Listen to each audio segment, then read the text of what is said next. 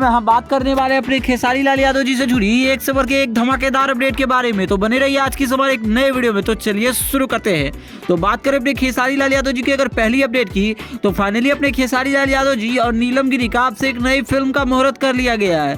अगर बात करें इस फिल्म के टाइटल की, तो इस फिल्म का टाइटल होने वाला है प्रोडक्शन नंबर 3।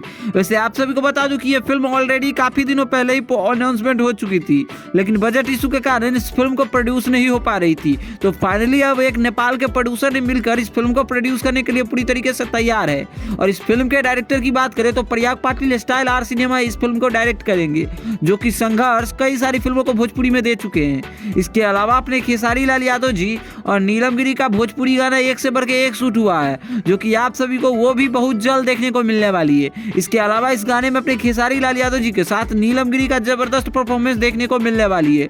विदाउट आप सभी को बता दूं कि इस गाने को बेहतरीन बनाई गई है। बात करें गाना किस टाइप की होने वाली है, तो एक तरीके से ये डीजे पे बजने वाला गाना होने वाली है, जिसे आप सभी खूब ज्यादा पसंद करने वाली है। इसके अलावा ये गाने को लेकर ऑडियंस के बीच एक नेक्स्ट लेवल की क्रेज देखने को मिल रही है हमें। और भी कुछ अपडेट आती है तो हम आप सभी को जरूर अपडेट करेंगे।